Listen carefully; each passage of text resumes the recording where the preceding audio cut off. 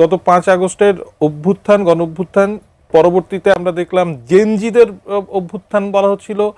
এই নির্বাচন বাংলাদেশে জেনজিদের যেই অভ্যুত্থান, নির্বাচনের ফলাফল, সেটা কি একটা মানে ইতি টেনে দিল? যদি জেনজিদের প্রতিভূ হিসেবে এনসিপিকে ধরি, জামাতের ছায়া ছাড়া এনসিপির রাজনীতি, জেনজিদের রাজনীতি বাংলাদেশে থাকলো আর? না, আমি আসলে এইভাবে জেনজিদের একটা জেনারেলাইজেশন মোটেও করতে চাই না। This Gen Z can be hour asset, because তাদের অনেক প্রতিভা আছে, বাট তাদেরকে যে মিসগাইড করা হয়েছে, বরঞ্চ যে বা যারা এই মিসগাইডিংটা করেছে আমি তাদেরকে অ্যাকিউজ করতে চাই, কারণ এটা আমাদেরই দায়িত্ব যে to let them know what is happening over there. দেখেন, এই যে ইলেকশনটা হয়েছে, এই ইলেকশনটা কোনোভাবেই আমি বলবো না, এটা হয়তো শুনতে খারাপ লাগবে, যদি বিএনপি ভেবে থাকে যে এই ইলেকশনের সকল ভোটটা তার দলে যেয়ে পড়েছে, না, ঘটনাটা এখন ঘটেনি। গত 1.5 বছরে ইভেন ইনক্লুডিং এই জেনজি বলেন যারা এই করেছে, তারা আসলে এই ভোটটা এই জন্য দিয়েছে বিকজ তারা মবকে না বলেছে, বিকজ তারা নারীর প্রতি বিদ্বেষমূলক অনলাইন বুলিংকে না বলেছে, বিকজ তারা মাজার ভাঙা, আপনার মন্দির ভাঙা, সংখ্যালঘুদের উপরে আক্রমণ তাদেরকে না বলেছে, এবং তারা সর্বোচ্চ ক্ষেত্রে যেটা করতে চেয়েছে, যে তারা চেয়েছে যে এই যে যেই বিষয়গুলো আপনি করছেন, এই বিষয়গুলোতে যে একটা তাদের যে মতামত, কারণ এতটাই আতঙ্ক তৈরি করা হয়েছিল যে সামনে এসে মানুষ কথা বলতেও কিন্তু ভীতবোধ করেছে। কিন্তু তারপরও আপনি ভাবতে পারেন, আমি দেখলাম আমাদের নবনির্বাচিত সাংসদ আমির হামজা বলেছেন বাংলাদেশের প্রথমে সকল সাতক্ষীরা যাবে হচ্ছে জান্নাতে।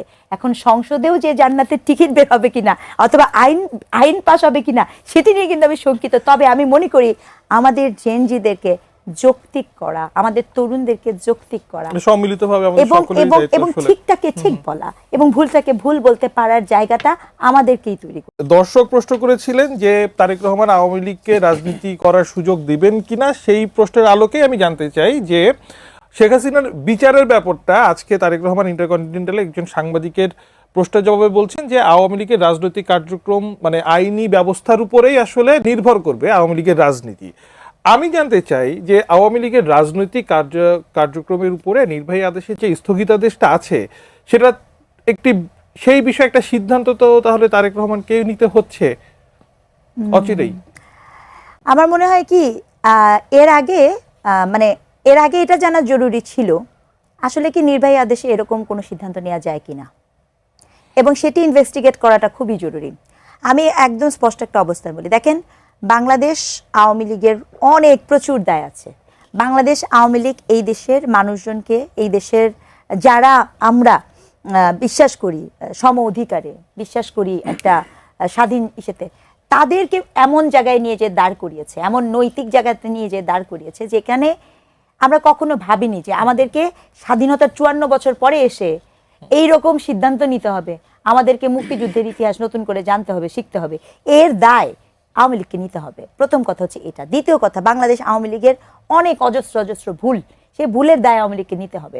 তো এখন কথা হচ্ছে যে আওয়ামী লীগকে সমর্থন করার সাথে সম্পর্কিত না, আলাপটা হচ্ছে, আমি সবসময় বলি আপনি সবকিছু একটা প্রসেসের মধ্যে দিয়ে যান, এমন প্রসেসের মধ্যে দিয়ে যান যাতে করে সেটি নিয়ে কোনো কথা না উঠতে পারে।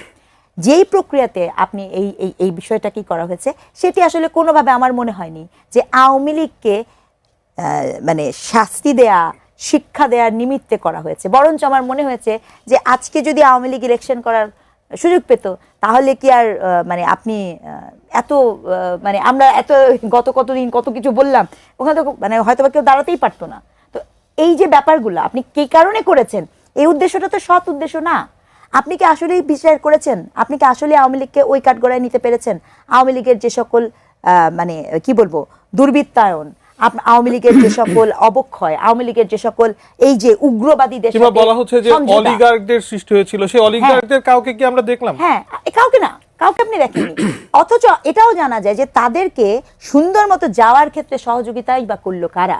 কাজে এই যে একটা মানসপটে সকলের সামনে একটা আমাদের সামনে একটা দেওয়া, নির্বাহী আদেশ দেওয়া, এবং এত বড় একটি দলকে আন্ডারগ্রাউন্ডে পাঠিয়ে দিয়ে এই যে জননিরাপত্তাকে আপনার প্রশ্নবিদ্ধ করা এবং মানুষকে গণতান্ত্রিক চর্চাতে, এটা তো সত্য কথা, এটা তো আমাকে অস্বীকার করার কোনো উপায় নাই, এই দলটির তো কোটির উপরে সমর্থন গোষ্ঠী আছে, তাহলে এই সমর্থক গোষ্ঠীর কথা আপনাকে চিন্তা করতে হবে, প্রবলেমকে নিশ্চিত করতে হবে। এখন সেক্ষেত্রে যে নির্বাহী আদেশ দেয়া হয়েছিল সেই নির্বাহী আদেশটি আইনগতভাবে কার্যকর কিনা আমি মনে করি না যে এক্ষেত্রে জনাব তারেক রহমানের ইনভলভ হওয়া উচিত, একদম স্পষ্টত।